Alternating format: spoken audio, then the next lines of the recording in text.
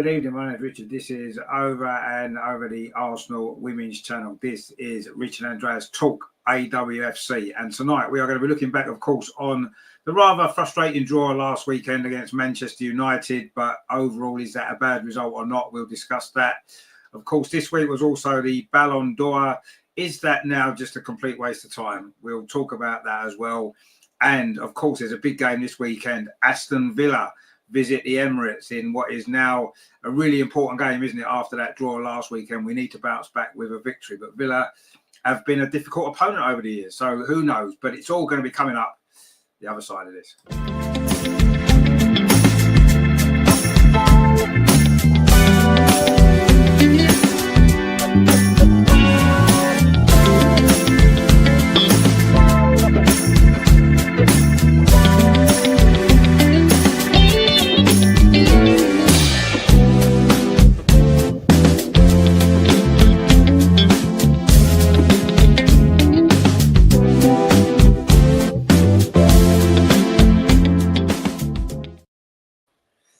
And of course, it can't be the Richard Andreas Talk AWFC show without Lord Andreas himself. How are you this week, my friend? Yeah, good evening, everybody. Good evening, Richard. Yeah, I'm good. Looking forward to the show. And as you said, we have a lot to discuss. Looking back on an interesting game, and looking forward to an important game on Saturday. Well, they're all important at the minute, but in particular this one, after last week. So, I mean, where else can we start other than last weekend, of course, the game at Lee Sports Village against Manchester United.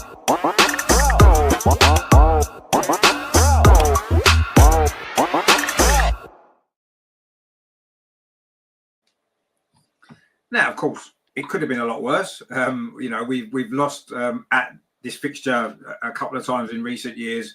It also could have been better, of course, and we would have got a victory that would have proved to be important. But I'm still, like nearly a week later, I'm still a little bit undecided whether I think that's a good point one away from home or whether it's an opportunity lost and it's 2 points dropped. And that could be crucial come the end of the season. I can't quite decide. Sometimes I think to myself, you know what? A draw away at Man United isn't a bad result. They're a decent team. But on the other side of it, we dominated most of the game possession-wise. We just didn't create enough chances. And to me, with the attacking power that we've got, we should have at least created more chances. And had we done so, we had a chance to win that game. And look how important that could be. So I'm a little bit undecided. I mean, Andreas, what did you make of it? Because I think it's quite a tough one. Because a draw away at Man United isn't a disastrous result by any means. A clean sheet was nice as well. But it was an opportunity we could have won that game. I think with just one or two little tweaks here and there, we could have maybe snatched it. Yeah, it's difficult to say. I mean, before the game, I would say a draw is good for us. We'll take 1 point at one of the top 4 teams away. And that's good. Of course, it was an opportunity to win there because United are in a very tough starting program with the Champions League, and they played on Thursday and then on Sunday again. So and due to there are many games they had to play. Jade Riviere was out injured, and they had to rotate a bit. Elizabeth Turland, who had scored a second hat-trick in the Champions League, was only on the bench. So I think the first half was more an equal half, and the longer the game was, the better we were in the game. And you, my impression was you could see that United is getting tired, and that after 70, 80 minutes, mentally they were let's take this 0-0. Let's keep 1 point against the top team like Arsenal. And in this, these period from, let's say, from 60 or 70th minute, we should have done more. And of course we kept the clean sheet. That's good, but I think there were some things that didn't work as planned, and the combination Stina and Leslie Russo didn't work, and yeah, it cost us the opportunity to bring on Stina in second half against the tired legs from United. And I think this would have been important. And as we, well, maybe not you, but we others, we say Stina is best as super sub when she comes on in second half, or when she comes against tiring opponents or tired legs, and then she can make her runs. From the beginning, this was like a wasted opportunity to react, and but in the end. When you have 0-0 after 85 minutes, there is one corner or one set piece is enough, and you lose 1-0. So in the end, the last minutes, I thought, okay, let's take the point, let's take the 0-0 and move on, because it's United. It's a good team. It's one of the top 4 teams in the league, and we didn't lose. Of course, Chelsea won 1-0 against Leicester with a very bad performance, but now they are already 2 points clear to all the others. Always the same. Yeah, I mean, we kind of predicted Chelsea would win. Maybe we expected to be a little bit more comfortable than what it was in the end. But yeah, I mean, I guess you got to look at the fixtures. You know, obviously our game was a lot tougher than Chelsea's game on paper. So I suppose it's certainly not a disaster drawing the game. I mean, I kind of agree that that Leslie and Stina didn't work together. They have done in other games, but in this particular game, it didn't work. You're right. It just didn't. Whatever reason, I'm not 100% certain, but it just didn't work. But for me, and I don't know. I mean, in the end, of course, got taken off in the second half. And if you want to go and win the game, you keep your goal scorers on the pitch. And okay, Frida came on and she scored 2 in 2 games. She does score goals as well. But to me, I don't know. Stina is a player that in these type of games, in the last 5 minutes, even if she started the game, she can still make those runs. She can still be dangerous, and she can still get you a goal. If you're going to start her, okay, depending on how the game's going. But if it's 0-0, I would have kept her on. I would have kept her on because she's still likely to get you a goal. Yeah, you can't bring her off the bench, and that she's always makes an impact from the bench, and that's true. And I kind of agree with that to a certain point. Every time she comes on, she has an impact, doesn't she? She does, and we have to accept that she does. But I think she deserves to start more games. But yeah, that wasn't working. But it seems like with Renee, if that isn't working, the first thing is, well, let's take Stina off then. That's the first option that she picks, rather than thinking actually Stina is a goal scorer in this. Yeah, we've got other goal scorers in the team, but she's a goal scorer in this team. She's already this season scored some important goals. She scored important goals throughout her Arsenal career.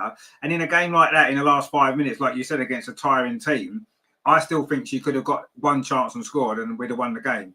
We'll never know, and maybe that wouldn't have happened. But I don't know. I would have wanted to have kept her on for that reason. If you can't bring her on, she's on already, keep her on.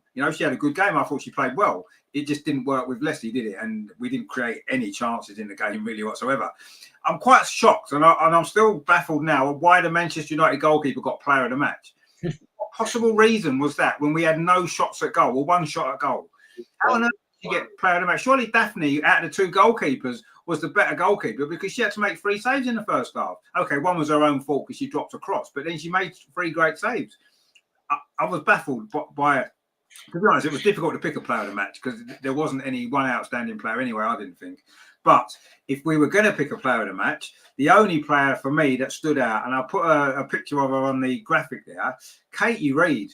What a start to the season she has had. Apart from that one mistake against London City Lionesses in the first game, which she conceded a penalty, she has been absolutely flawless in every game. And I thought she was how she never won player of the match in that game. There wasn't many options, to be fair. And the fact there wasn't many options, that's why she stood out so much as being so good. She didn't make a mistake in the game.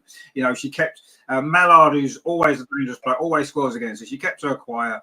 The Man United front line just didn't really cause us too many issues at all through the game. And one of the main reasons for that was the performance, again, of Katie Reid.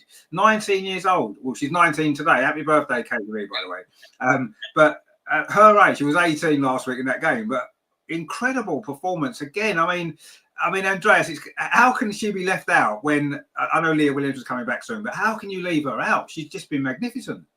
Yeah, she's the best performer of our team in these 3 games, and it looks as if she's better in every game. She's learning. Yeah. And, what everybody says, what Leah says, or Steph or Renee, Katie is listening to every advice she gets, and she's trying to get better and better each training session. And you see it in the games. I mean, Melvin Mallard is a fantastic striker, and she kept her quiet over 90 minutes. There was no duel that Mallard won against Katie Reed, and it's not as we thought for the first game that Katie is in the starting lineup because of her height against a Goodwin or so. No, was there an aerial duel she had to do? I don't think so. It was all about her pace, and she was faster than Mallard, and every time she brought her body between Mallard and the ball, and not only saving these situations and then kicking the ball away, just give the ball away. I solved the problem.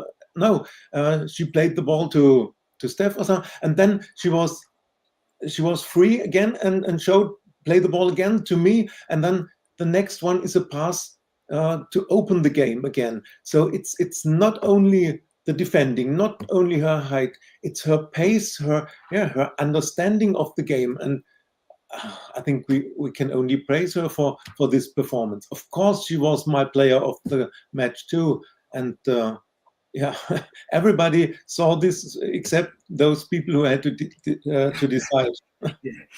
But anyway, she has a long, great career ahead of her, and she will be player of the match very often if she continues this way. And just fantastic. And a player coming through our academy system, Arsenal through and through, and now performing in WSL and against top teams. You could only dream about this. Fantastic. It is, yeah. I mean, she's been incredible, and you're right. Every time we're watching her play, she's getting better and better with every game. The more experience that she's getting, and like you said, she's learned from her previous mistakes. She's picking up great advice from everyone around her, and she's taking it on board. And you can see she is going to be a top player. And when you look at the Lionesses, I do feel as though we saw a little bit in the Euros, Esme Morgan's had to play centre back. Jess Carter's had to play centre back. She's already better than both of them two, I think. She's already better than them two. And I think that she is going to have a massive future. Obviously, Millie Bright's reaching the end of her international career, you feel now. I mean, whether she'll play for England again, we don't know. But either way, she's coming to the end. We need someone like Katie in that position to be coming through. And I think she's not only going to be a great player for Arsenal, I think she's going to be a great player for England as well. And I said this a while ago, and I'm going to stick by it. I think that is a future captain of England and Arsenal right there, Katie Reid, 100%. There's no doubt in my mind. She is going to be a very, very top player. And I'm absolutely delighted of how this season has gone for her, because I don't think any of us expected it. 6 minutes into the first game of the season, she makes a terrible mistake, concedes a penalty. As a young player, it would have been easy for her to lose her head and just never recover from that. And we've seen it happen with other players. But no, what she's done is she's almost put that completely behind her, and she just got better and better after that mistake. It's been amazing. And that has been, I think our attack gets a lot of the praise because we score a lot of goals usually. Our forward players are fantastic. We've got some world-class forward players. And almost like sometimes you forget about our defenders. Emily Fox has had a great start to the season as well.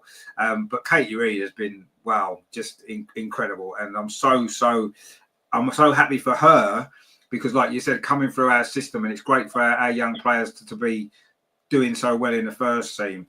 And yeah, just for her as well, because she seems such a down-to-earth, humble person. She's not full of herself. She seems very shy. But put her out there on the pitch and she's not scared. She plays with courage, and like you said, against Melvin Mallard, who's a fantastic player, and she absolutely dominated that dominated her for the whole match. Just unbelievable. So yeah, Katie Reid, you are going to be a superstar, and we are very, very proud of you. We're very proud that you're one of our players. There's no doubt. It's fantastic. Greg's with us, of course, as always. They do, my friend John as well. Good to see you.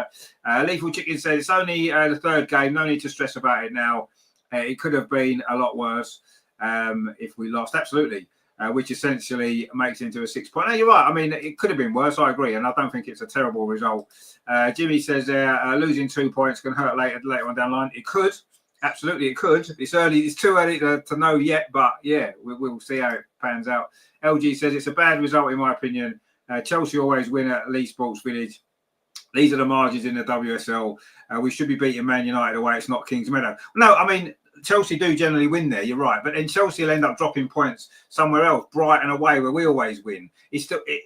We can't define the whole season on this one game, especially this early on. It wasn't a brilliant Arsenal performance. I don't think we were bad. I thought we played quite well, and a draw away at Man United isn't a terrible result. And yeah, Chelsea play there next week, don't they? Next weekend they're away at Man United. So we'll see if they go there and win. And if they do, yeah, maybe we'll look at it and say that was a missed opportunity for us. But there'll be other games later on in the season. Chelsea will draw a game that we will win, that same fixture. And it swings and roundabouts. It's how you do over the whole season. It's not defined by one fixture that they might win and we don't. It's going to be more over, obviously, the games against each other as well. But I don't know. I don't think I can't agree it's a bad result. I don't think it's a bad result. It's not a great result, but it's not bad, and it's okay. And the performance was fairly decent for most of the game. Greg says the problem was Caldente and Little weren't very creative. I think Caldente has been quiet all season so far. She has. Yeah. I think maybe that's more her position in the team is a lot deeper now, and she can't have as much impact going forward as she did last season because she was magnificent. And now, because Leah Volti's gone, she's almost dropped into that position, which I don't think is the best position for. Obviously, Renee has seen something there in training and in games to think that that's going to work. At the moment, it hasn't been. You're right, and I think Kim Little and Caldente as a partnership, as those two sort of sixes, if you like, or a 6 and an 8, if you want to look at it like that, hasn't worked. And whether it will work as time goes on, because it's quite a new partnership, we'll have to wait and see. But at the moment, I agree. For me, Caldente has to be further up the pitch. She has to be further up the pitch. So when she gets the ball, she can make things happen up there. It's all very well her sitting there. She's a good player. She reads the game and stuff like that. That's all fair enough. But her strength is further forward. I mean, Andreas, do you think that that's been a problem, Kim Little and Mariona, in that midfield sort of deeper position? I don't think it's getting the best out of Mariona, certainly, is it? I agree. The problem is Mariona set the standard so high last season that we expect in every game something really special from her. And when she plays the deeper role and this double pivot with Kim, it's difficult for her as she's not in the creative center of the game. And I agree that I see her strength more in a more offensive role or in the creative midfield. Yeah, but it worked in the Champions League games at the end of last season, this double pivot Kim Mariona. And that's the reason why Renee sticks to it. But there were two problems, if we call it problems. Mariona and Kim both quiet in the game, and then the partnership between Leslie and Stina not working. So Alessia Russo is not a number 10.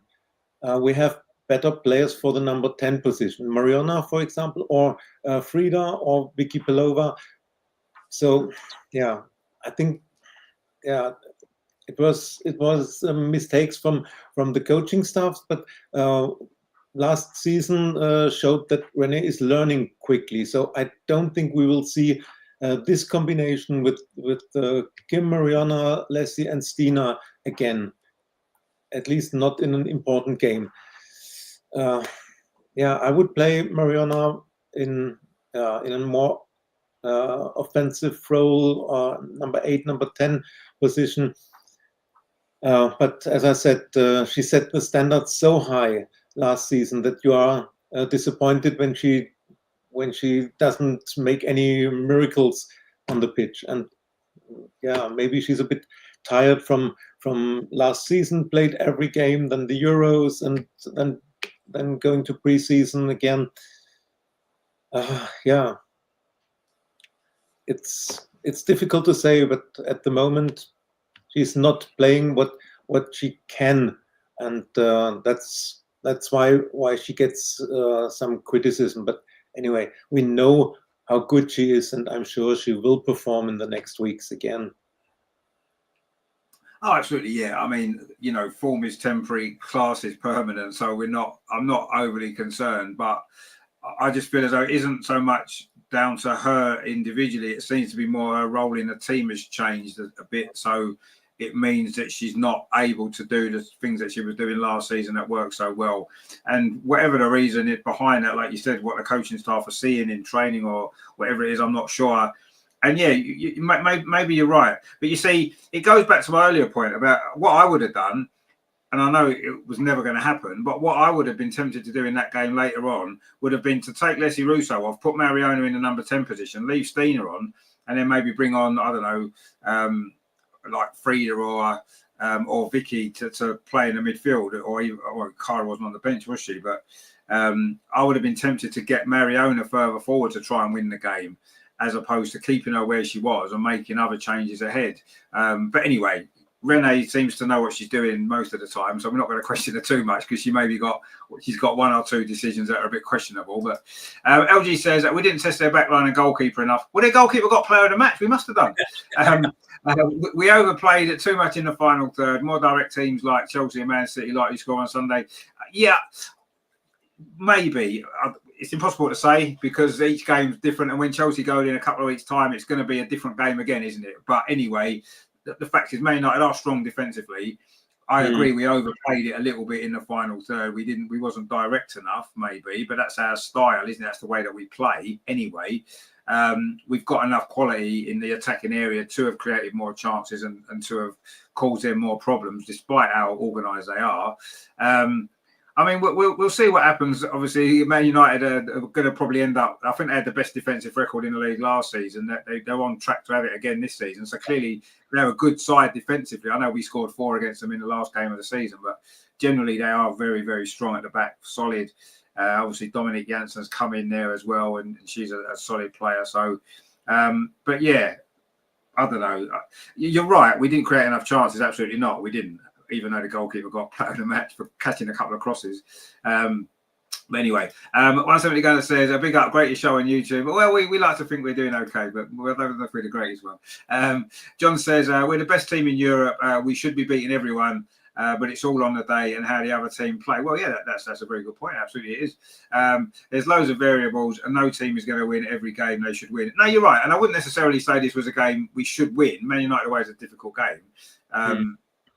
Yeah, but you're absolutely right. It is on the day, especially now because the league's so competitive. We saw Leicester. Leicester didn't go to Chelsea and just get rolled over. It made it a competitive. Yeah, Chelsea wasn't very good, but it made it a competitive game. And you get competitive games now. That can happen any week. You can drop points against anyone. If you're slightly off your game, you could drop points at any week. And that's why the league now is so exciting because it's much more difficult now to predict the scores and the results because if anybody plays above themselves one week and the other teams drops their level just slightly, 1-2% is all it takes sometimes, and you can lose a game. I mean, we didn't lose. I didn't think we played badly, but we just didn't create enough, and it was just one of them days, wasn't it? Lethal Chicken says we should be thankful that Liz Turlen started on the bench. She's in top form right now. Well, she is. She's definitely a top player. There's no doubt. She's a great goal scorer. But having said that, Melvin Mallow scores a lot of goals against us. She's a great player as well, and Man United didn't want to go with the 2 centre forwards as we did. They decided to go with one of them. And yeah, I was quite happy when Liz was on the bench, if I'm honest, because she's got a hat-trick in midweek. So I was quite relieved she didn't play because she is a great player. Greg says Chelsea 2 points in front is not that important at the moment. What's more important is how bad they played. Yeah, no, I agree. And I don't think they've played well yet all season, have they? So that is a positive.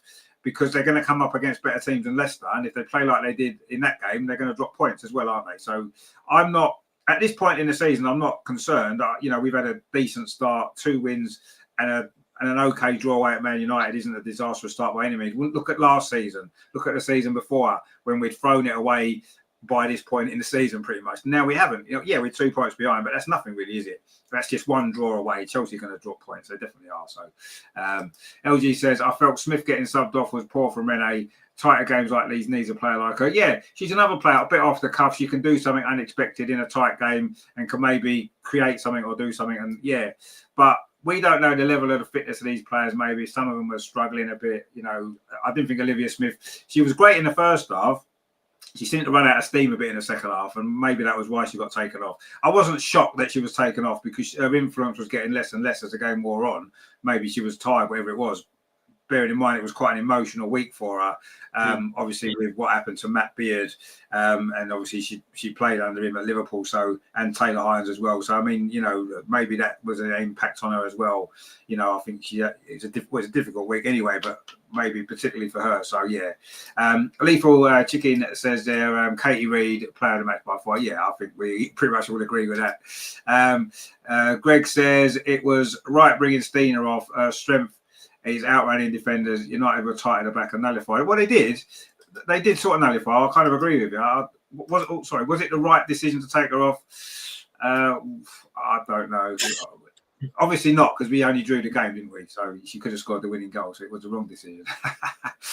Jimmy says, agreed, Reid has been super at the back. Yes, so there's much doubt about that. LG says, now I get why Rene has trusted Reid over Lotte Rubenmoy, because she's simply better. She addresses Lotte's limitations. Yeah, I mean, I don't want to, criticise Lotte too much, because I think Lotte's a very good player. But Katie Reid has proven that she deserves her place in the team this season. We can't question it. And as much as we might think, Lotte deserves a chance, you can't question Katie's position in that team, because she's been our best defender every game. So, whether it's because she better than Lotte at the moment, she's probably playing better, but I don't know. I just wouldn't leave her out of the team. Absolutely not. Joe says, I agree, Greg. Caldente is not creating any forward play. She's too deep. Yeah, absolutely she is. I think we all know that. But Rene seems to want to stick with it for the minute. So let's see. Joe says, thought Reid and Caldente worked well together. Catley, sorry. Yeah, they did. They did work well together, yeah. First clean sheet of the season as well was always nice. Greg says, Mallard is physical and likes bullying defenders, but not that skillful. Yeah, she's a bit of a bully, but Katie was not having none of it, was she? She goes, no, I'm not having it. So she didn't, did she? Matt as well said, my friend, good to see you. Jimmy, hang on, if I get rid of that. Jimmy says, also, I think Kim Little has been great. Really gives the ball away. Yeah, she's done a steady job there, but again, it's not creating enough, is it? She doesn't make them runs forward anymore like she used to, getting on the end of things as much and stuff like that. But anyway, Joe says, what I loved was Little and others pointing back, and she carried the ball forward several times. Yeah, no, she's I mean, we said before, she takes on board what people are telling her, but she's brave and courageous on the ball, isn't she? She's not just going to say, I'm just going to play a simple pass just because it's easy and it means I don't look bad. She's prepared to take risks. She is prepared to bring the ball forward. She's prepared to look for those forward passes. And you got to, for someone that young, you got to say fair enough. Whether Rene always is happy about her doing that all the time, I don't know. But to me, it's like you've got to allow players a little bit of freedom. And, especially young players, because you don't want to hold them back there. We've got John says there, I said during the match that Katie should get player of the match. She was excellent. Yeah, exactly. She should have done, and it was a shock that she didn't. Lethal Chicken says, Emily Fox really has a bad game. No, she doesn't. You're right. She's unbelievable. She's had a great start to the season as well, driving us forward. Lethal Chicken says, I also think the expectations we have of Mariona are higher given her performance last season. Yeah, I mean, she's a fantastic player. So it's right to have high expectations of a great player, isn't it? But yeah, she's just not having as much impact this season as she was. Colin Villas, well, and Colin, good to see you, my friend. Hope you're doing well. Chelma24 says, come on, Aston Villa. What? Come on, Aston Villa. Come on. We'll talk about the Aston Villa game a bit later, so stick with us for that. But obviously, we don't want Aston Villa to win, do we, on Saturday? LG says, drawing to Brighton is not a 6-pointer like head-to-head games against title rivals, which is why Chelsea always win the league because they win the important 6 points. Yeah, no, but you see, as things stand at the minute, we've got a point away at Manchester United. If Chelsea go there and win, they've gained 2 points on us there. But if they draw away at Brighton and we go away at Brighton and win, then we've made them 2 points back.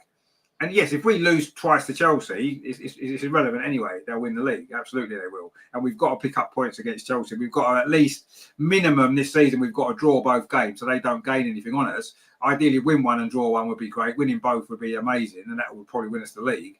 But the games against Chelsea are massively important. And I think it's important we don't lose to Manchester United in either game. It's important we don't lose to Manchester City in either game. And so far, we've done that job. At the end of the day, we've played away at Man U. We've got to draw. Let's see, Chelsea have still got to go there. Let's see how they get on. Man City have still got to go there. Let's see how they get on. Do you know what I mean? We've done that game. We've got a point. At the end of the season, we'll know if we lose the league by 2 points, it won't necessarily be just that game, but there'll be 2 points we might look back on and think if we'd maybe took a few more risks, if we'd created a few more chances in that game, if we'd done this, that, and the other different. But it'll always be regrets at the end of the season if you don't win the league, if it's close. And it won't be down to this game. I don't think it will be down to this game. It's a decent enough point, but yeah, we could have won. Of course we could. Joe says, Russo has to be a 9. Yeah, I pretty much think so. Colin says, Rich, you're right last week saying that Balon D'Or didn't mean much this year. So, no, we'll come on to that in a minute, but you're right. It's a joke, isn't it? Matty says, Aston Villa ain't getting nothing, not at the Emirates. Well, let's hope not. Let's hope not. Let's have a look and see. Chelba says, 8th of November, we'll see who drops points. Well, we will. Matty says, 8th of November, that must be the other game. Greg says, bring back Kelly Smith. That's what we're missing. Well, yeah, I don't know if she's quite up to it now, but anyway. Jimmy says, was that the first goalless draw under Rene? It may well have been. It may well have been the first goalless draw, actually. Yeah, I think it might have been. I can't think of another one off the top of my head. So, yeah, I mean, we scored all them goals. Chelsea says, the next 2 weeks, Chelsea will beat United away despite poor form, while Arsenal could drop points to City, and that's the difference. Well, if those two things were to happen, then obviously that swings massively in Chelsea's favour, doesn't it? But, you know, we've got a decent record against City, to be fair. It's never easy playing them, but I don't know. I'm not overly concerned yet. 110 Volt says, any updates with Jenna? Doubt should have impacted any of the games so far, but it's a bit weird. No, I mean, it's not. It's almost like she doesn't exist. She's never on the bench. She's never in the squad. She's never talked about in press conferences. Rene never mentions her. But the only people that mention her is us here on the show when it comes up every week. Where's Jenna? Well, no one else seems to even mention her. So I don't know what's going on. I really haven't got a clue. But yeah, I don't know. It's a strange one, but anyway.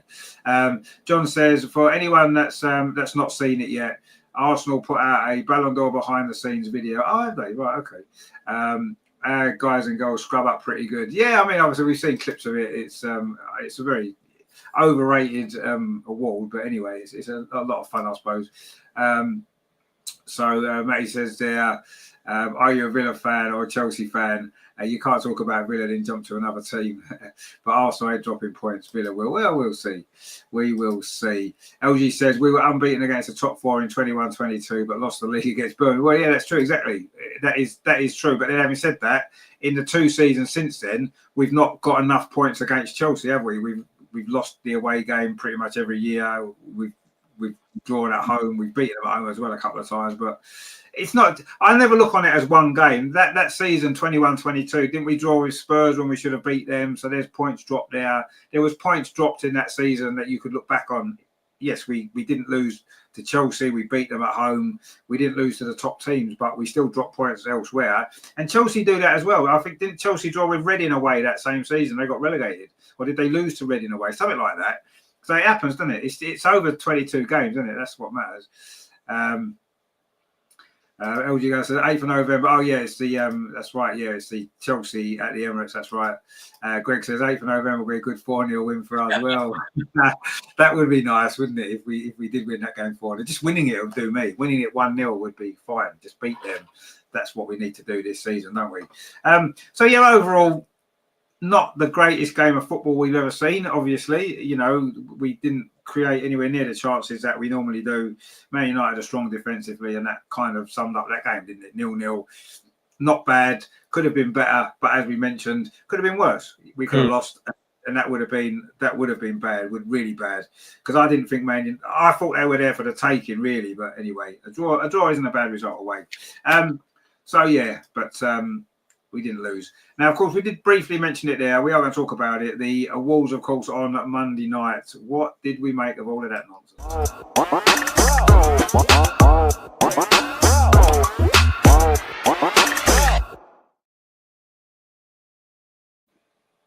Now, of course, we did win an award, so we can't. We won Team of the Year, and fully deserved as well. Obviously, Champions League winners. Of course, we're going to win Team of the Year. I don't think there was much doubt about it, really. But I don't know. I've personally never looked on a Balon D'Or as meaning anything much.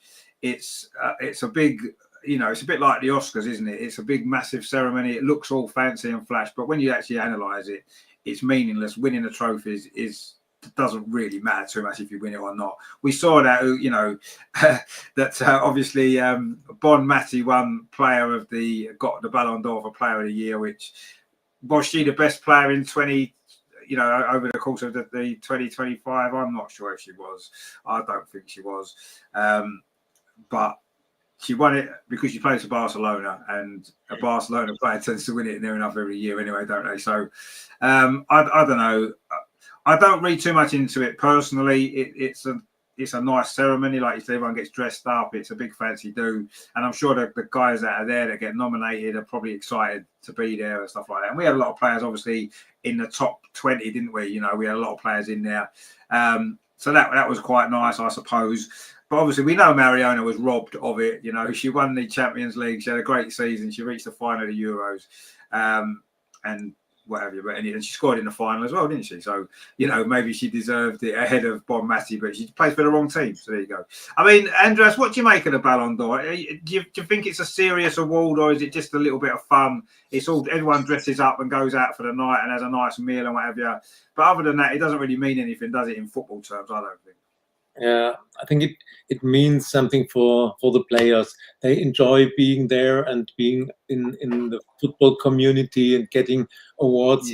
Yeah. Of course. And I have to say, I nearly didn't recognize Renee not wearing her shirt and shorts, but the dress. I had to look 2 or 3 times. Who's that? That's Renee. No, and about Aitana, she's a fantastic player. We all know that. But in the last season, she won the title with Barcelona, the National League title. But she lost the Champions League final. She lost the Euros final with Spain, and she missed her penalty in the shootout of the Euros. So everybody says it's about the individual performance and about winning trophies. Yeah, what did she win? A national trophy. Yeah, you can say Mariona lost the Euros final too. Okay, but then there's Leslie Russo. She won the Champions League. She won the Euros. She scored in the Euros final, and she won the Golden Boot in the WSL. So, individual performance, winning titles. I would have expected either Leslie or Mariona win it. Nothing against Aitana. She's a fantastic player, but you can't say she always was the best. She has won the Champions League 3 or 4 times before, and therefore she wins this. No, it's about the current performance from the last season, and there it was not Aitana who has won the most. So I was a bit disappointed that neither Mariona nor Leslie won it. But anyway, it was good that a lot of Arsenal players were nominated, and I think we had 4 amongst the top 10 or so. And then we were Team of the Year, so it's okay. And I think our players enjoyed being there and get the recognition of the football world, of journalists, etc.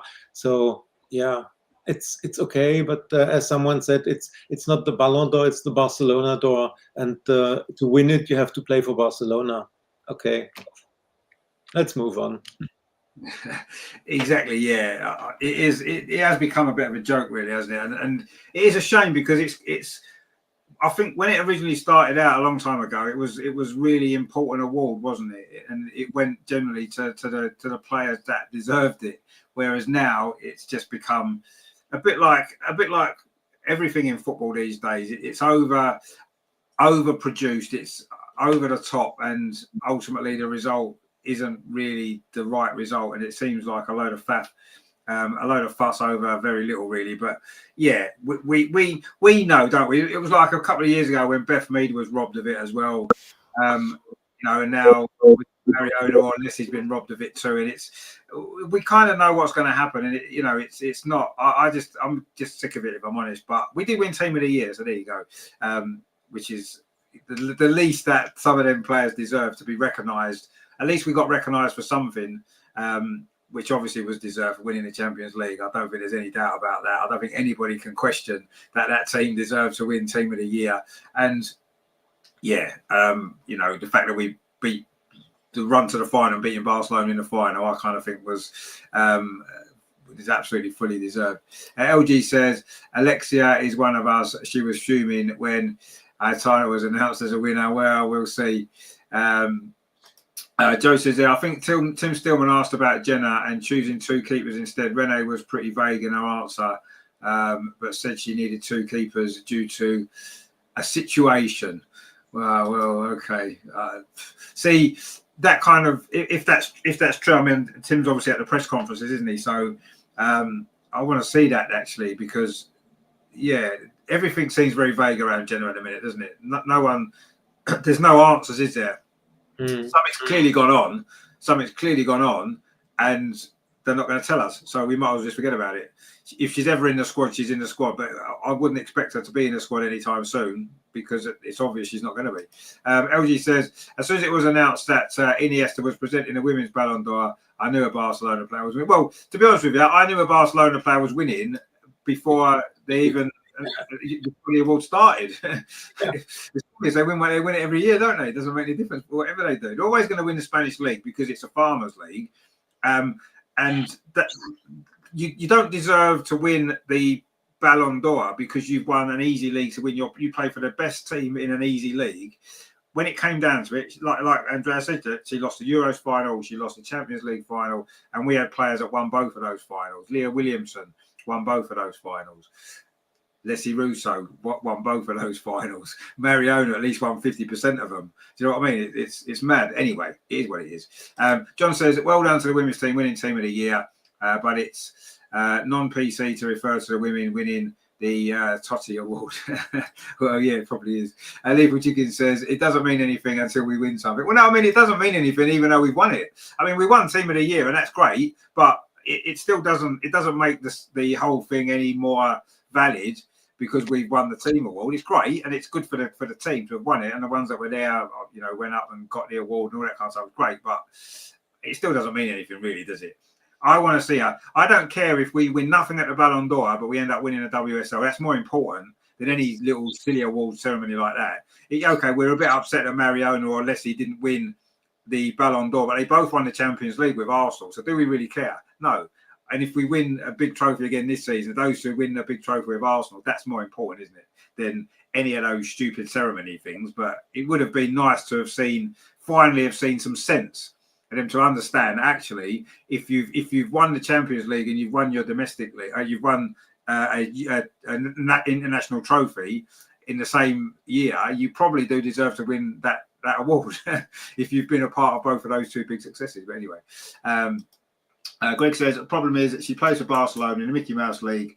Even Stina would look well. What do you mean, even Stina? No, I'm not having that. I'm just not having that. Stina looks world class anyway. But no, okay. Colin says normally there's a surprise in the face of the winner. Bon Matty was on her way out of her seat before the name was announced. Yeah, she clearly knew she was going to win before it all started. I think everybody kind of knew anyway. Let's be honest. The fact that, you know, she got Player of the Euros, didn't she? Did she deserve to win Player of the Euros? I don't know. That's subjective, isn't it? I suppose she was okay in the Euros, but then she missed a crucial penalty when it mattered in the final. So I don't know. Not that should make any difference, really. But Joe says, I saw a couple of clips from the awards, and the atmosphere was weirdly subdued and lackluster. Yeah, I think maybe everyone's just sick of it. Really, everyone's just sick of it. Egg says, hello, I did not know you are on air tonight. What you need to do then, Egg, is you have to click on the notification bell, and then every time we go live, it will notify you that we've gone live, you see, so you won't miss it. that's what you need to do. Because sometimes we have to change the nights. That's all. Because it's just the way life is. LG says, like I've said before, Beth was not robbed in 2022. She was not the best player in the world. Sam Kerr and Alexa were ahead of her. No, it wasn't. What did Beth Mead win in 2022? She won the Euros, didn't she? What did Sam Kerr win? She won the WSL. Alexa probably won the league for Barcelona. They might have won the Champions League that year. I don't know. But Beth was the best player in the world that year. I'm not having anything else. She was. Joe says it's now meaningless and outdated award. It is, yeah. It's always been a bit meaningless, but yeah. Jimmy says Balon D'Or is very political. Does not matter who wins. There'll be an issue. Well, no, it is political. Yeah, that's all it is, really. Yeah. LG says Henri was robbed in 2003, Miedemar in 2019, and Mariona this year. The Balon D'Or is anti-Arsenal. Well, yeah, I don't think we'll ever forget Henri not winning it in 20. Was it Pavel Medved won it, didn't he? Incredible. But anyway, yeah, we're probably never going to win it. And do we really care? No, probably not. It's just annoying and frustrating when we know our players deserve that recognition and they don't get it. But the team got it, I suppose. So we'll live with it, won't we? But yeah, I agree. I think it is outdated awards, and maybe do we need it? Do we need the Balon D'Or? That's a question, isn't it? Do we need the Balon D'Or? Do you think we need it, Andreas, or not? Do we just bin it off and forget about it? As long as there is a Balon D'Or for the men, there should also be the Balon D'Or for the women. Oh, yeah. Do we need the Balon d'Or for both or on no Balon d'Or at all? Yeah, it's not important. But anyway, let Aitana win the Balon d'Or. We won the Champions League and we won the Euros. So let her take this award. Let her be player of the Euros. She wasn't. She missed the first game due to her illness, and she was not the best player on the pitch in the final. She missed the penalty. In her interview, she was a sour loser. So, okay. Yeah. Let her get this individual awards. We won the team trophies for club and for country. So it's okay. No problem with that. Yeah, that's a good way to look at it. Actually, we won the most important trophy of all, and that's the Champions League trophy, and everything else doesn't really matter because nothing's as good as that, nothing's as big as that. But no, you're right. Obviously, if they're going to have a Balon d'Or for the men, they need to have one for the women as well. The question is, do we need it at all? I don't think we do. I don't think we do anymore. I just think it is a political thing. It's a waste of time, and it isn't doing any favours, I don't think, to football. As Ag rightly says there, football is a team sport. It's a team sport. And obviously we got recognised as a team of the year, but you're always going to get, I don't think there's anything wrong with a player of the year award. I don't think there's anything wrong with a footballer of the year, all that kind of stuff. I kind of like that. I think that's a good award to have. But the whole Balon d'Or thing is just not really, it's just not doing the job it's meant to do, is it really? I think John says if we keep giving the Balon d'Or to the wrong person, will our players eventually boycott it? Well, maybe we should all boycott it. I mean, I boycott. I didn't go, so I boycotted it. I wasn't invited, but anyway. Jimmy says let the players pick the choice. Yeah, I mean, I always think that the players' player of the year is the most important award because other players that you play against or play with are voting for you as the best player, and I think that means more than just a load of whoever votes for in the Ballon d'Or. I don't know votes, to be honest with you. Whoever they are, shouldn't be allowed to watch football. Chelman says the Ballon d'Or is the best player award, and Arsenal players can't claim it based on one strong competition. They were poor domestic. Well, the thing was, we won Team of the Year, so there you go. We won the Champions League. It's the hardest competition to win, and it doesn't matter about being poor domestically, does it? What matters is what you end up the season winning.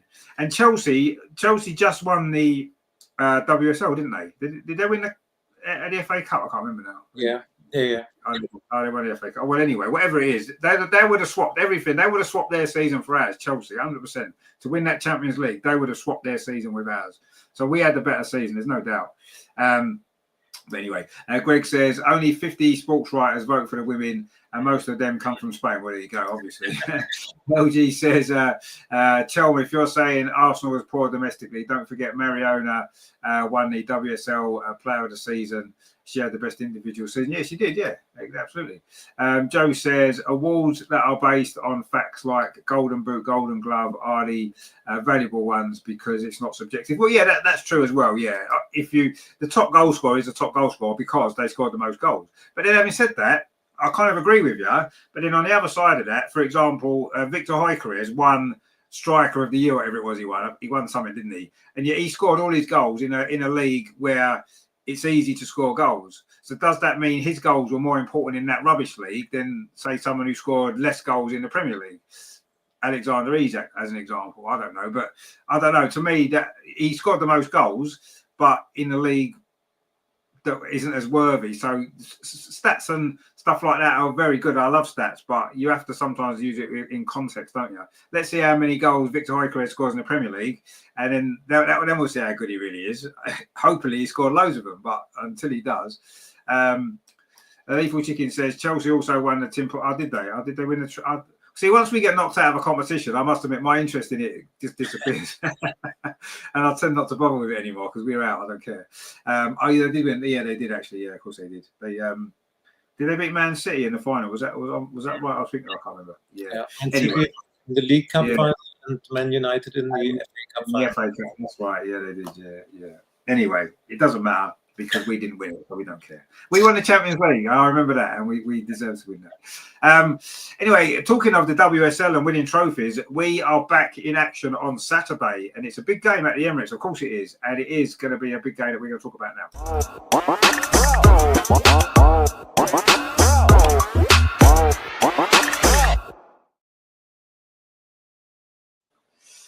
So Aston Villa at the Emirates Stadium, of course, on Saturday. It's the early kickoff as well, which isn't much fun. But anyway, it is what it is. And it is a game now, having dropped 2 points last week. We can't really afford to drop points 2 weeks in a row, particularly in a home game against a technically mid-table-ish kind of club, because that's what Aston Villa are, although they have got some very good individual players. So I think there's a little bit of pressure. I wouldn't say there's massive pressure on us, but I think there's a little bit of pressure on us because it's a game that we really do need to win. We have to win. And I think that always leads... I know we have to win most games anyway, but when you've just dropped points, the next game in the WSL, we've said it before, because of the number of teams, the number of games, you can't afford to keep dropping points 2 or 3 weeks in a row, because Chelsea don't do that. They drop points here and there, but they don't regularly drop points consecutively, do they? So we have to bounce back. We absolutely have to bounce back. And yes, it's massively important that we win this game. It doesn't really matter too much how we play. It doesn't matter how we do it. I remember, was it 2 years ago, and we were losing until the last couple of minutes, and we scored 2, didn't we, at the end? Leslie Russo scored one of them, and we won the game. And that'll do. If it's like that, it's like that. But I don't know. I'm a little bit... I wouldn't say I'm concerned, but I'm a little bit worried, actually, how we're going to bounce back from that performance last week, which wasn't fantastic. We're at the Emirates, so we've scored all these goals at home. We've scored at least 4 goals in 10 consecutive home games or something stupid like that. So we've got to be confident, of course. But I don't know. I think there's a little bit more pressure, and we do tend to start games slowly at the Emirates. I mean, obviously, Andreas, you are flying. That's why we're doing the show tonight. You're flying tomorrow, of course, for the game. So it's going to be good either way. But how do you think we're going to respond to that Man United draw? Because it isn't a disaster, but we need a stronger response to that, don't we, and win this game? Exactly, we need a strong response, and we need the 3 points, because the next day Chelsea is playing away at West Ham, and I expect Chelsea to win there 1-0 or 2-1. And just imagine we draw against Villa, then we would be 4 points behind Chelsea after 4 games. That would be terrible. So, as you said, there is pressure. We have to win. And remember, the end of last season, we lost there. I think it was 5-2 or something like that. So don't underestimate Villa. They have a good goalkeeper. Ellie Roebuck is there. We know in defense Anna Patton. We know Rachel Daly very well. Lucy Staniford, Ebony Salmon. So they have a good squad, and it won't be too easy. And I hope we don't need again 25-30 minutes to come into the game and fall behind 1-0. That doesn't work every time. Let's be concentrated from the first whistle, and normally the Emirates with the home crowd, we are strong enough to beat Villa, but it won't be a piece of cake. We have to work for it. But what I said few minutes ago, Rene seems to learn quickly from things, not just, don't say from mistakes, but from games she played. She learns what is working, what's not working. So I expect different lineup, and and that the team is fully motivated, is concentrated, and everybody knows we need the 3 points to keep Chelsea's pace. It's simple as that. So yeah, I think we will win. Will we score again 4 goals? Maybe not. We can't expect us to score every time 4 goals, but my prediction is 3-1 this time. I mean, a clean sheet would be good, but we know we tend to concede 1 goal normally, and we will score 3, I think, and win. In the end, we'll win comfortably 3-1. I think we would all take this. Absolutely. Oh, absolutely. I'll take any win. I'll say that every week. 1-0, scrappy 1-0 to do as long as we win. LG says, what would your starting lineup be? Oh, okay, Andreas, what would your starting lineup be? Obviously, you said you expect some changes. What would you go with if you was Rene for Saturday? Okay, no changes in defense. I think we talked about Katie Reed, that she deserves her place. Then, yeah, no Leslie Stina combination for me. Leslie is number 9, and Stina is coming from the bench. In the attacking lineup, I'd say Chloe Kelly and Olivia Smith. So who's in midfield? I would like to see Vicky Pelova, and then Mariana and Kim probably will start. So that's it. Bring Vicky Pelova on and Chloe Kelly, and then in second half bring Stina on, and she will score the 3rd goal if she comes on as a sub. Well, yeah, she does tend to pop up with goals from the bench, doesn't she? Yeah. I mean, yeah, I can't see the goalkeeper or defence changing. I think that's pretty much picks itself at the minute. I would like to see Taylor Hines get a start, actually, because she's come on and looked good in the games that she's played. But would you leave Katie McCabe out of the starting team? Probably not. So I can't see that happening. I think the midfield is the one, isn't it? Do we? I mean, Rene, I think, will probably stick with Kim and Mariona personally. I think she'll stick with that, even though it hasn't been working. You can't really chuck it in the bin after 3 games. You've got to commit to it and let it grow as a partnership if you're going to go with it. So I think that she'll stick with that. I personally wouldn't. I would play Mariona further forward where she was last season. That's where I would put her. But anyway, I don't think that will happen. Then the question is, does Olivia Smith play? Does Frida Marnham play? Does Vicky Pelova play? Does Caitlin Fall play? Does Beth Mead play? Does Chloe Kelly play? I personally would put Chloe Kelly from the start. Now, obviously, she was injured, so she missed the game, and then she was off the bench last week. I would start Chloe Kelly 100%. Yes, Leslie Russo is number 9. Sorry, Stina. I think that's the right choice. And yeah, you're right. Stina come off the bench later on and do some damage. Probably Olivia Smith. I mean, Caitlin Fall's been playing well as well, actually. But you know, Olivia Smith is that player who can do the unexpected. So yeah, that'll be my team. I think. Yeah, I think it'll be Kim, Mariona in midfield. Then I would maybe have Frida, Olivia Smith, Russo, and Chloe Kelly. That'll be my team. Let's see. Rene, we might have different ideas. Joe said, having seen their 2 games, I just don't see where Villa's goals are going to come from. See, don't say that. Now you've jinxed it, haven't you? Now they'll score 3 goals because you don't know where they're coming from. They'll come from everywhere. I mean, obviously, we know that Rachel Daly can score goals.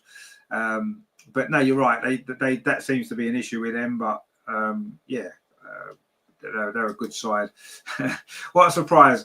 Chelma says, I'm back in Villa. I believe they can win or draw. Come on, Salmon and Grant. Well, yes, but they're not going to, are they? Let's be honest. Greg says, hang on, if I can get a comment on. Where are we? Greg says, West Ham will win or get a draw. Well, let's hope you're right. Let's hope they do win. I'd love that. That'd be good, wouldn't it? Come on, West Ham. Do us a favour. LG says, it's even more important to win because we are going away to City next week. And yeah, that's true. We've got City away. And then, of course, we've got Lyon in the Champions League the midweek after that. So it's a busy week coming up, and we need to go into that on the back of a win. And not that I still think we can go away to City and win anyway. We've done it the last 2 seasons. I think we can do it again. But yeah, it's not an easy game, is it? That's 2 difficult away games in a row, isn't it? Man United and Man City. But we've got them out of the way. And if we can win at City, 4 points from them 2 games is good. So, but yeah, we've got to beat Villa first, obviously. We can't get carried away.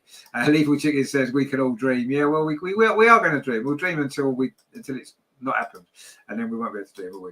Egg says, Greg, careful. Yeah, well, it's good to be optimistic, isn't it? Greg says, it's not a dream. As you get older, you start seeing things differently. Well, yeah, you do. You do see things differently when you get older, you're right. But I've not quite managed to see a West Ham win against Chelsea yet. But anyway, we'll see. Egg says, we will win. Yeah, of course we will. Greg says, well, we don't lose a game this season. Well, we haven't lost one so far, have we? Joe says, I think Hines played better than McCabe. I'd like to see her start. She's played well. Has she played better than McCabe? I don't know. I don't think Katie's been doing too badly, so I've got no problem with that. But I'd like to see more of Taylor Hines because I do think she's playing well. She's a good player, and it'd be nice for her to get more time on the pitch. But I don't think we'll see a change in defence. Not after a clean sheet last week. I just don't think there'll be any changes in defence yet. LG says, I agree. Taylor Hines is good enough to start some games. Katie has played a lot non-stop over the last 5 years. Yes. She normally plays the most games every season, don't she? Joe says, Daly is playing so deep for a big slice of the game. Yeah, because she can drop there and win the ball. That's why. She's good in the air. Chelva says, Villa draw and lose to City. Caroline is back. Well, yeah, but we don't worry about that yet. Colin says, Frida scores great goals, but don't expect her to pass to another player. Well, no, she doesn't always. John says, Villa had 4 shots on target against Chelsea and Brighton, scored 1 against Chelsea. I don't think they'll get much against us. Well, let's hope not, no. Let's hope not. Andreas thinks they'll score. We need to get our score predictions in. I'm going to go... I'll tell you what I'm going to go. I think we'll keep that run going. I'm going to go 4-0. I think in the end, we'll get it done. I think we'll start slowly. I think it will take our time to get going. And then I think we'll get a goal, we'll settle down, and then in the second half, we'll rattle in a few more. Steen will come off the bench and get one, as we said. And I think we'll end up... I think we're too good and too strong and too powerful for Aston Villa. And I think with the Emirates, with the crowd and everything else, I think we'll end up... I don't think it'll be an easy game. I think we'll have to take our time and be patient. But I think we'll get it done in the end pretty comfortably, as we have done most of the time. Chelma says 3-2 Villa win. Oh, my days. I do love comedy on a Thursday night. Julie says that they played 39 games in total last year. Going to need all off the bench. No, you're right. Absolutely. You need a squad. Joe's gone 3-0. That's a bit more sensible. John says, I'll go with 5-1 to Asia. That's a bit sensible as well. Greg says, well, hang on 2 seconds. We'll win 6-1, no problem. Well, 6-1 will be good, won't it? LG's gone 4-1. I still don't trust our defence to get clean sheets. I don't know. The only 2 goals we've conceded have been individual errors. When we didn't make an individual error, well, we made a couple of individual errors, but when we don't make individual errors, we're not conceding goals, are we? So I think we'll be fine. Ag says 3-1. Yeah, I mean, anything will do. We'll take any win. We will. Jimmy's gone 3-0. Yeah, we'll take 3-0. Lovely. We'll enjoy all that, won't we? But yeah, I think we should win reasonably comfortably in the end, even though it may be a struggle for a bit because, that tends to be the way of it, doesn't it? We don't tend to start games particularly well for whatever reason. That might be. Right, what we're going to do now is I'm going to get the fixtures up and we're going to give our score predictions for the other games this weekend, which is going to be good. So let's have a look.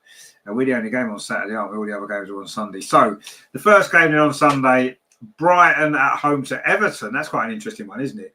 Cool. Everton have, had a bit of a mixed start to the season. Brighton on their day can beat anybody. Obviously, Michelle hasn't scored yet, so she's due a goal or 2. What do we think, Andreas? Brighton against Everton. What are you thinking?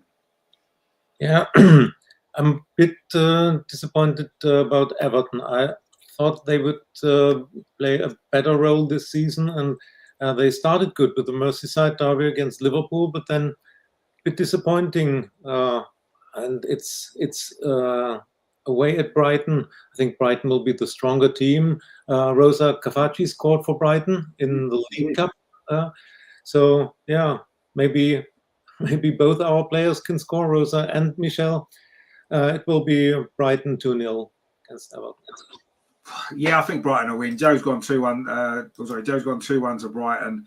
Yeah, I think Brighton will win. Everton have been up and down, haven't they? Yeah. I think Brighton will win. I think Brighton have got some good players, actually. I think they're a decent little team. I'll go 3-1. I'll go 3-1. Greg gone 3-1 as well. John's gone 2-1 to Brighton. Yeah, I think Brighton, we should win that game, shouldn't they? It's an interesting one. Leicester at home to Spurs. Obviously, Spurs had a decent start to the season, but got hammered last week against Man City. Leicester, as we know, one of the weaker teams in the league, if not the weakest team. But they did put up a little bit of a fight against Chelsea last week. So they'll get a bit of confidence from that. But unfortunately, I think Spurs might win. Andreas, what do you think for this one? Yeah, they had a good performance against outstanding performance from Janina Leipzig, the goalkeeper.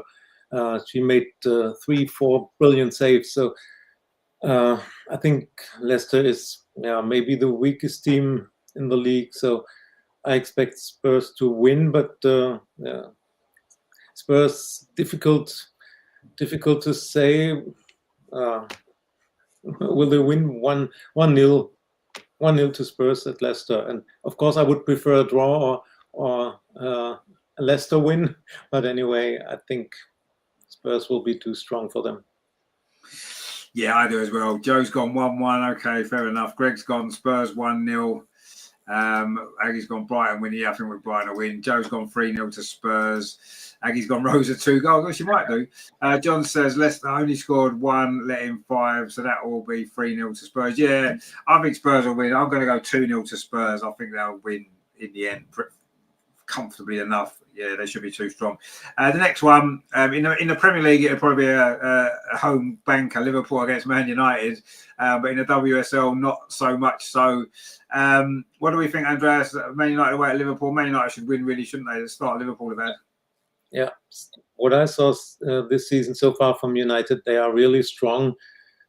And Liverpool started very poor to the season. Last weekend, their game was postponed due to reasons we know, and it will be difficult for them to come back in track. And I see United as the stronger team. It will be 3-1 to United.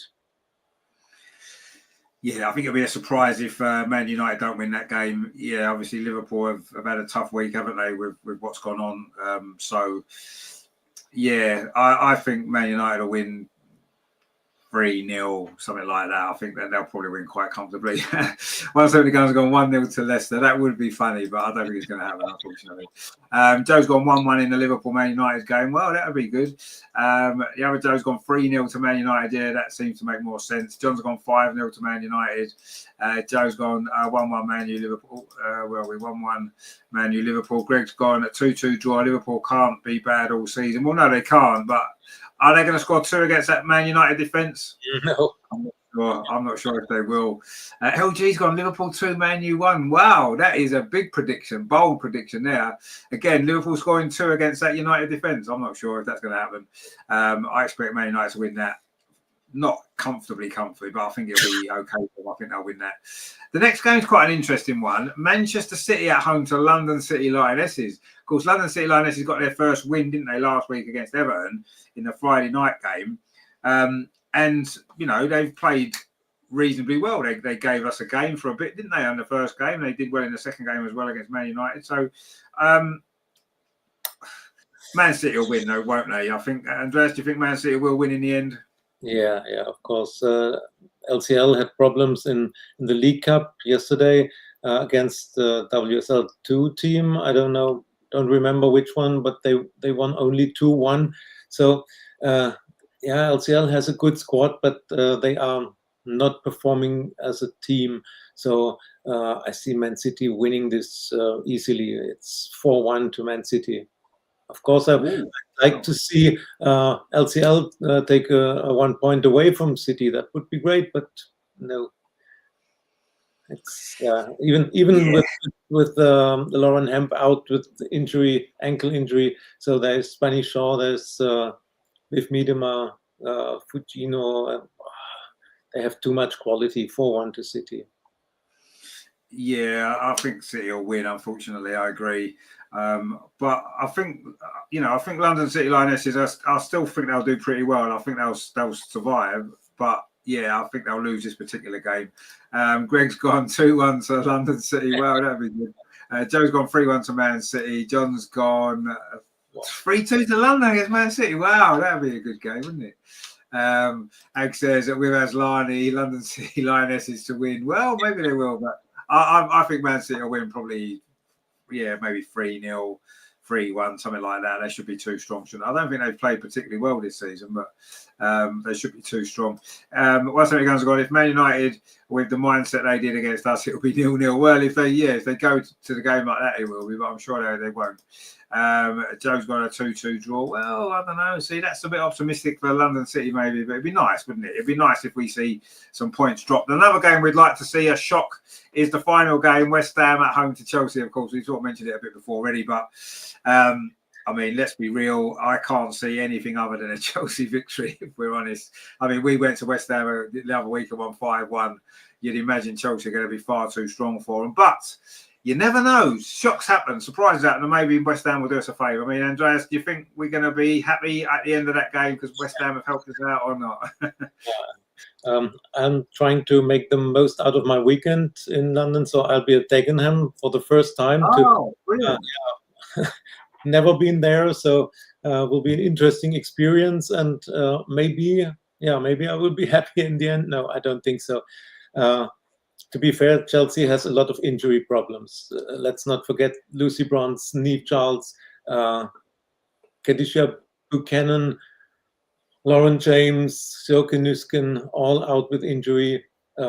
Naomi Girma, so Myra Ramirez. That's 7 players out with injury, and they still managed to win. And it will be the same on Sunday. They will win 1-0 or 2-1.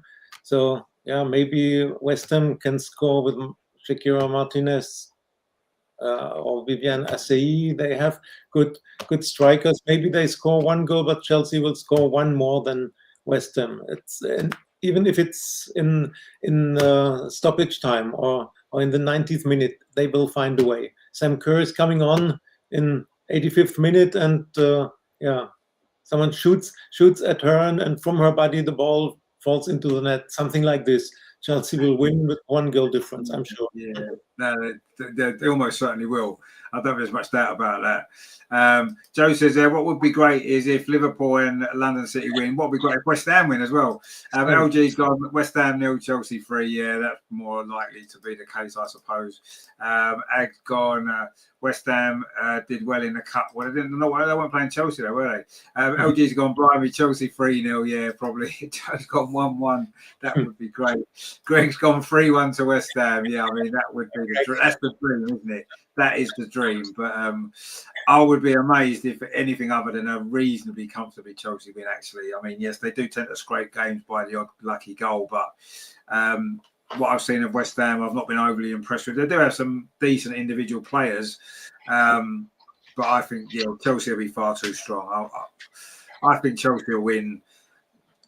I'll go 3-1 to Chelsea in the end. I think they'll end up winning it without too many problems, as much as we hope they don't. But that'd be good actually. Dagenham's a nice little ground. That used to be where I'm from. It used to be that's to be my local home pitch, home ground.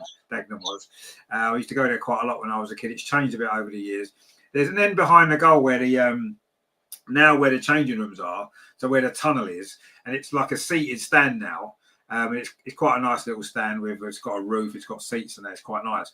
But that used to be back in years ago when I used to go when I was a kid. It used to be just a grass little mound, and you could just sit. I just remember when I was a kid, used to go there like start of the season, sun was out, sit on the grass behind the goal on the top of the little mound there and watch the game. It used to be brilliant. So yeah, that's it's a nice little ground there. It'll be a lot of fun. So yeah, let's hope that West Ham can do it. But yeah, I wouldn't imagine so. Joe says, why has West Ham gone to pot? Well, they're just not very good, are they? Really? I think that's why. John says West Ham are so bad. Women and men's teams both look like they're going down this season. West Ham 0, Chelsea 6. Well, I wouldn't be surprised if that was the case, actually. But anyway, let's hope West Ham at least put up a fight. That's what I want to see from them. At least a fight, even if they lose. At least put up a fight. Don't just lose 6-0. That'd just be terrible. Ag says miracles do happen. Well, miracles do happen, yeah, just not when it happens to Chelsea very often. Not against them anyway. Joe says, "What's everything about Sky showing all the games at the same time? I think it's rubbish. I want to be able to watch competitors' games live." Yeah, I mean, I always knew wherever Sky get involved in, they're going to ruin it. I don't think there's much doubt about that. That's happened from the start. Yeah, I'm not overly keen on that either, but anyway, is what it is. I'm sure people will switch between the games, have multi-screen on, I don't know. John says, I was born in Hackney, but first thing I knew about football was my dad living next to the Arsenal ground, so West Ham are my second team. Yeah, well, where I grew up, obviously, in sort of near Dagenham, everyone was a West Ham fan when I grew up. Most people I went to school with were West Ham fans. My sister was a West Ham fan, but I managed to fall on the right side, didn't I? So I was quite lucky, really. I'm quite pleased about that. So that was good. So, yeah, hopefully West Ham can help us out a little bit. But to be fair, there's plenty of games this season where Chelsea will drop points. It may not be this weekend, that's all. So I think, we have to accept that sometimes they're probably going to win their game, aren't they? And that's probably the case this week. But you never know. As Ag said, miracles do happen. And who knows? Maybe Chelsea will have a really bad day. They're not playing particularly well at the minute. West Ham, suddenly it all clicks for them. Who knows? And Martinez goes and scores 4 goals against them, like she scored 4 goals against someone at the end of last season. Something like that would be good with it. But yeah, let's hope for the best. But we need to win anyway, regardless of what happens. We've got to win our game first on Saturday, because if we drop points again on Saturday, then it becomes really tough, doesn't it? So just win our game first, get our 3 points, and then we can worry about Man United and Man City and Chelsea and everybody else on Sunday. Let's just win our game on Saturday first, and I'm sure we will. We should be much too strong for our Villa overall, shouldn't we? So another big week, of course. Not the result we wanted at Man United, but it could have been worse. Not the result we expect. Well, not the result we wanted at the Balon D'Or, but again, it could have been worse, because at least we won Team of the Year. And let's hope that on Saturday against Aston Villa, we do get the result that we need and we want, and it will kick off the weekend in the right frame of mind, because that's what we need to do, don't we? Let's be honest. John says, bad day for Man City and Liverpool. Well, I don't know about that. Anyway, let's enjoy the weekend. Of course, let's enjoy the game against Aston Villa. Obviously, Andreas, you will be there. Of course, you'll be there. It's going to be good. And you've got a rather special vlog lined up for us as well, haven't you?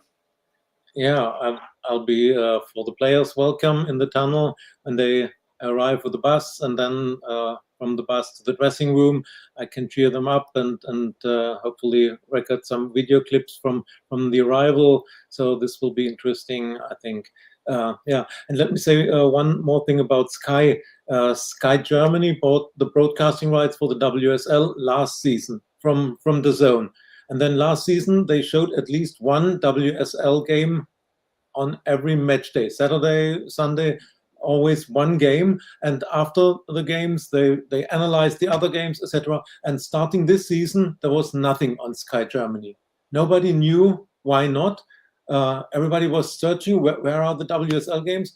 You had to watch it on the YouTube WSL channel and set the VPN on other countries, so it was possible to see everything, but no word from Sky. And just today it was announced that Magenta TV bought the rights from Sky, and they will start broadcasting it in Germany from this weekend on.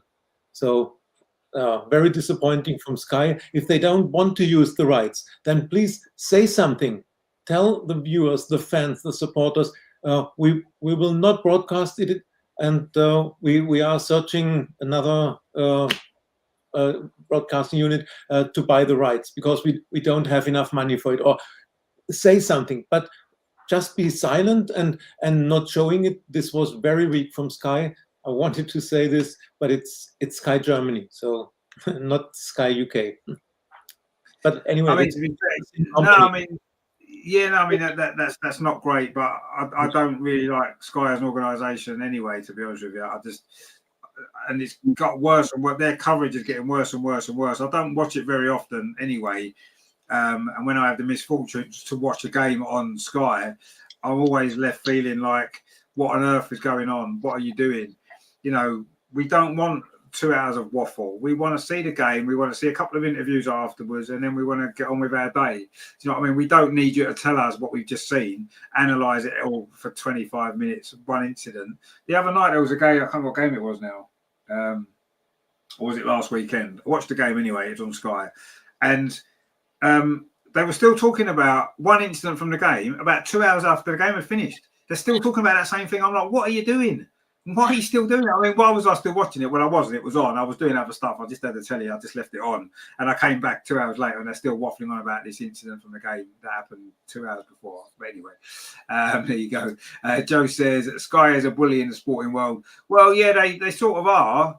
But, I mean, like Andreas said, if they're going to buy the rights to something, at least respect that. At least respect the competition that they're buying the rights from. Do you know what I mean? It's ridiculous, and respect the people that's paid to subscribe to you on the back of the fact that you've got those rights to that sport. Do you know what I mean? It's madness, but they don't really care, do they? At the end of the day, let's be honest. But anyway, you know, Sky. I could rant on about Sky for weeks because I just can't stand them. Really, really cannot stand Sky at all. I don't think TNT are much better either, if I'm honest. You know, I think their coverage is slightly better, but only slightly, and it isn't great either. So, and I don't think we want to talk about the BBC's coverage of anything, do we? Let's be honest, not great at all. But anyway, is our game on Sky on Saturday? Talking about Sky, is it Sky it's on, or is it? I don't know. Not sure actually. Let me check what it is on. It'll be on somewhere. It probably will be on Sky, won't it? Does it say actually? Let's have a look on the Arsenal website number. Yeah, it is on Sky. Yeah, funnily enough, it is on Sky on Saturday. But there you go. I can't watch it anyway because I'm doing stuff on Saturday. Unfortunately, I wanted the game to be on Sunday this week when I'm free, and they put it on Saturday, so that was nice, wasn't it? So I'm probably not even going to be able to watch it. Ag says the sky is the limit. Well, it is the limit. The limit of my patience is what it is. Absolutely. Greg says Sky have the worst commentary ever for women's football. They just waffle on a double scale. Yeah, to be honest with you, I just can't stand it. Greg says, well, no, on Saturday we're on Sky, aren't we? Are we on BBC?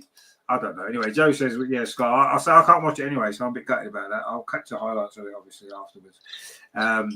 But yeah, it's going to be a good game anyway. Of course it is, because we're going to win and it's going to be great. But yeah, John says I'll be watching on YouTube WSL channel. I have no TV. Well, you don't need. See, these days you don't need a TV, do you? Because if you've got a mobile phone, you can pretty much watch everything on there. You can get Netflix on your phone. You can get YouTube on your phone. You don't really need a TV, do you? Really, let's be honest. Joe says, thank God I don't need to watch it on Sky as I'll be at the Emirates. Well, that's the best place to be, I think, probably. We had this was going back a few months. We had plans for this. We were going to be in London this weekend, actually, because I was going to be doing the London 10K Vitality race on Sunday. So we were going to go. I was hoping the game was going to be Saturday, first of all. If we'll go down Saturday, we can go to the game, stay overnight. I can do the run on the Sunday. What a weekend. Brilliant stuff. But anyway, turned out we couldn't get to London for that weekend. So now I've got other plans on Saturday. I wanted the game to be Sunday, and they put it on Saturday, which would have worked out well for me had I've gone to London. But anyway, not to worry. I'm sure we'll get down to London at some point, I'm sure, this season. So yeah, that is it then. Our weekly show is about to come to an end. It's been interesting, hasn't it? You know, we've had a lot to talk about as always. Thank you very much, of course, for your comments as well in the chat. It's always good for you guys to join in with us. We really do enjoy that. And we look out to obviously next week. What's happening the week after? It's Man City away, isn't it? So that'll be all right. So we can do the show Friday next week, can't we? Oh, would that be all right, wouldn't it? Yeah. Friday should work, shouldn't it? So thanks you guys for watching as always. It's been an absolute pleasure. Andreas as well. Good to have you back on again as always. Have you enjoyed the show? Yeah, enjoyed the show very much. And I have to say thanks to all our viewers for so many comments today. Interesting comments, interesting questions. Thanks everybody, and looking forward to see some of you on Saturday. Greg, of course. See you, and looking forward to the game and enjoyed the show. Joe says fab as ever, boys, and everyone in the chat. Yeah, no, it's been good. And I say if you are at the game on Saturday and you do see Andreas, it might be nice to get on the vlog. Let come and have a few words with Andreas. Get on the vlog. It'd be good to get you on the channel as well, won't it? So if you are around and you do see you do see Andreas, just jump on the vlog and say hello and give your thoughts on the game or whatever it might be. So that'll be good as well. And obviously the vlog will be out at some point. I'm sure probably Sunday we'll get that out once I get all the clips together and we can get that sorted for you. John says, thanks, chap. See you soon. Enjoy the player reception. Yeah, that's going to be good, isn't it? As they come in off the coach onto the ground, that'll be good. I went to that once for the men's team. We got a free pass for that, which was good. That was nice. So it's a great experience. It'll be good. And Gunnosaurus will be there as well, because Gunnosaurus is always there. So he'll be there hanging around as always. And I'm sure he'll get in the vlog because he loves it, doesn't he? He needs to make an appearance actually, because we haven't seen him for a while. So he needs to get himself involved again, doesn't he? Good old Gunnosaurus. We love him. So yeah, that'll be good. So look out for that on the channel as well. We will see you next Friday for the show. We're going to look back on the Villa game. We're going to look ahead to Man City. We're going to look ahead to Champions League starting as well. Leon, of course, the midweek after Man City. So that's going to be good. Finally get the Champions League games back on again. Leon, of course, is the first game. So we'll look forward to that one as well. Jimmy says, have a good night, all, and yourself. That will be good. Greg says, thanks for another great show. Hope to see you Saturday, Andreas. But my mum told me not to talk to the strange. No, but I mean, Andreas isn't a strange man, is he? We are friends. Yeah, exactly. Gunnosaurus is a strange one. You want to avoid him because he's a little bit strange, but Andreas is all right. So yeah, that'll be good. Obviously on Saturday. So if you are there, that's going to be good. It'll be a good game. I'm sure it will.